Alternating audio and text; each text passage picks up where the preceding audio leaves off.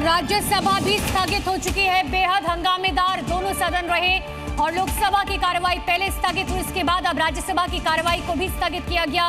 एक तरफ किरण रिजिजू की तरफ से साफ तौर पर कहा जा रहा था सरकार बातचीत के लिए तैयार है, स्पीकर भी समझा रहे थे, लेकिन दूसरी तरफ मल्लिकार्जुन खड़गे लगातार ये कहते हुए नजर आए कि भाई हम चाहते हैं कि पहले शिक्षा मंत्री की तरफ से इस्तीफा दिया जाए। इस हंगामे के साथ ही राज्यसभा की कार्रवाई भी स्थगित हुई है। और इसी बीच एक बड़ी खबर है, प्रधानमंत्री नरेंद्र मोदी का ये बड़ा बयान सामने आया। पीएम ने पोस्ट किया, लिखा देश के युवाओं का हित हमारे लिए प्राथमिकता है, छात्रों का भविष्य सरकार के लिए सर्वोच्च प्राथमिकता है।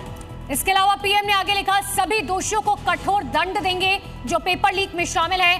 फास्ट ट्रैक कोर्ट का गठन भी किया जाएगा, संबंधित विभाग सख्त कार्रवाई करेगा, छात्रों के हित को सुरक्षित करना हमारी प्राथमिकता है।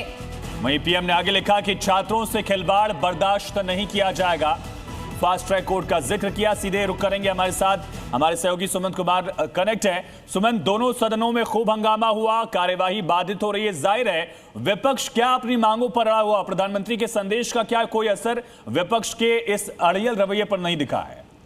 बिल्कुल बिल्कुल आयुष, आपने सही कहा कि प्रधानमंत्री नरेंद्र मोदी ने जो ट्वीट करके जो बातें कही और युवाओं को, छात्रों को ये भरोसा दिलाने की कोशिश की कि जो भी पेपर लीक के दोषी होंगे उनके खिलाफ सख्त से सख्त सरकार कार्रवाई करेगी, फास्ट ट्रैक कोर्ट का गठन किया जाएगा। लेकिन प्रधानमंत्री के अपील का कम से कम संसद के भीतर तो बिल्कुल असर देखने को नहीं मिला। सबसे देखिए दिलचस्प और अजीबोगरीब स्थिति तो तब हो गई जब आमतौर पर 10 साढ़े 10 बजे के करीब विपक्ष के सांसद मकरद्वार पर खड़े होकर सरकार के खिलाफ आमतौर पर रोज प्रोटेस्ट करते हैं जब से मानसून सत्र की शुरुआत हुई है। और आज अचानक ये हुआ कि बीजेपी की अगुवाई में एनडीए के जितने भी घटक दल हैं उनके सांसद भी बड़ी तादाद में मकरद्वार पर इकट्ठा हो गए और राहुल गांधी समेत तमाम विपक्षी दलों के खिलाफ जमकर नारेबाजी करने लगे। इसी बीच रोजाना की तरफ विपक्ष के सांसद भी इकट्ठा होने लगे।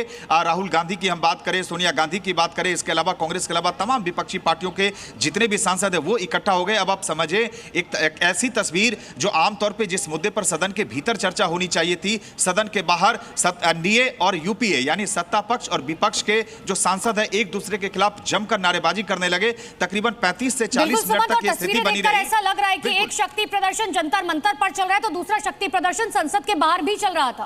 बिल्कुल आपने सही कहा कि बिल्कुल ये शक्ति प्रदर्शन जैसी स्थिति हो गई। जो पार्लियामेंट सिक्योरिटी के जो सिक्योरिटी सुरक्षा कर्मी थे उन्हें बीच में कई लेयर सिक्योरिटी लगानी पड़ी कि ऐसी स्थिति ना आ जाए कि स्थिति को संभालने, मतलब स्थिति और ज्यादा बिगड़ जाए, यानी इस तरह की नौबत आ गई थी। हालांकि इन सबके बीच मैं आपको साफ तौर से बता दूं कि जैसे ही संसद के दोनों ही सदनों की कार्रवाई शुरू हुई, एक बार फिर विपक्ष ने अपनी मांगों को लेकर संसद के दोनों ही सदनों में जमकर हंगामा किया। सरकार की तरफ से कल से ही लगातार संसद के दोनों सदनों में ये संकेत दिए जा रहे हैं कि सरकार अब इस मामले को लेकर बिजनेस में क्या है और विपक्ष की आज की रणनीति क्या है, विपक्ष अब क्या करने वाला है, क्योंकि 12 बजे तक सदन स्थगित हो गया है।